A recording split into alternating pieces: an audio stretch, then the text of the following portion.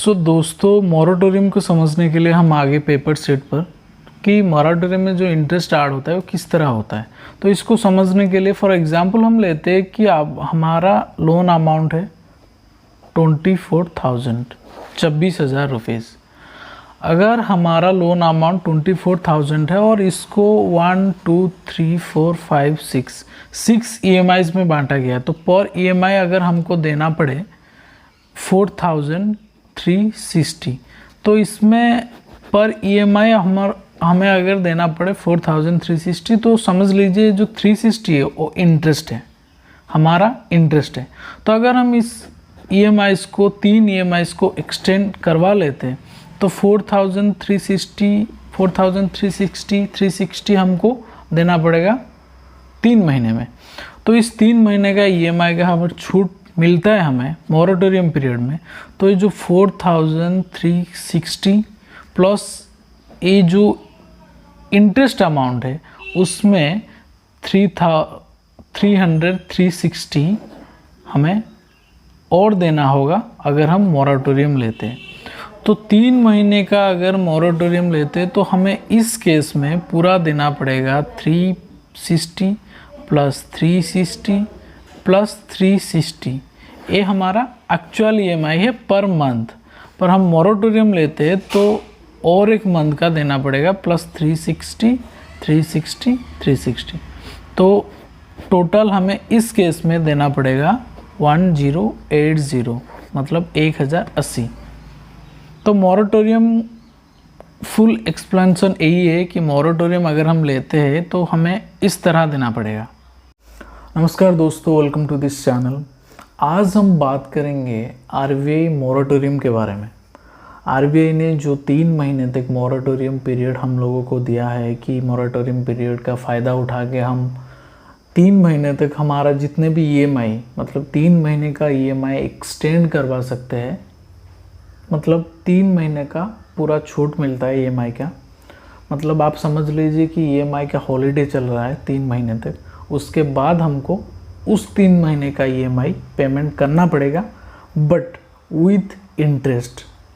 दोस्त, मुझे एक बात बताइए, अगर 3 महीने का EMI हमको बाद में देना पड़ेगा और विथ इंटरेस्ट, तो ऐसी मॉरेटोरियम का फ़ायदा ही क्या है? RBI को इसके बारे में सोचना चाहिए। अभी RBI ये भी सोच रहा है कि वो जो 3 महीने का EMI का मॉरेटोरियम पीरियड था वो और 3 महीने तक एक्सटेंड किया जाए, यानी कि जो मॉरेटोरियम पीरियड है वो 6 महीने पूरी 6 मंथ कर दिया जाए, क्योंकि लॉकडाउन में लोगों का बहुत बुरा हालत है। कहीं की जॉब छूट गया है, बिजनेस भी अभी ऑफ चल रहा है और देश का इकोनॉमिक पूरा डाउन जा रहा है। इसके बारे में हमारे चैनल पे एक पोस्ट डाला हुआ था हमने, जिस पे हमने एक क्वेश्चन पूछा था कि क्या RBI को अपनी मॉरेटोरियम पीरियड 3 महीने तक और बढ़ा देना चाहिए। तो सबका आंसर हाँ में ही आया था, क्योंकि हमने 2 ऑप्शन रखा था, हाँ या ना। तो सबका आंसर हाँ में ही आया था, क्योंकि सभी अभी दिक्कत में है। सबका कहीं होगा जॉब जा चुका है, इस समय पहले ही बता चुका हूँ, बहुत इकोनॉमिक डाउन चल रहा है अभी लोगों का, देश का भी।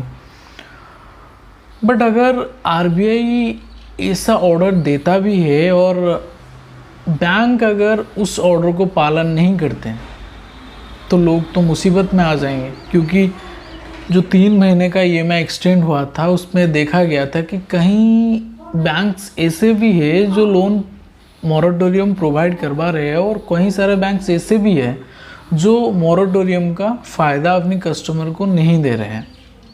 तो इसके बारे में सुप्रीम कोर्ट ने ऑर्डर दिया है RBI को कि इस चीज़ को सख्ती से पालन किया जाए, ताकि सभी लोग, सभी लोन धारक इस RBI मॉरेटोरियम का फ़ायदा उठा सके और उनको अपनी EMI से राहत मिले कुछ ही दिन तक।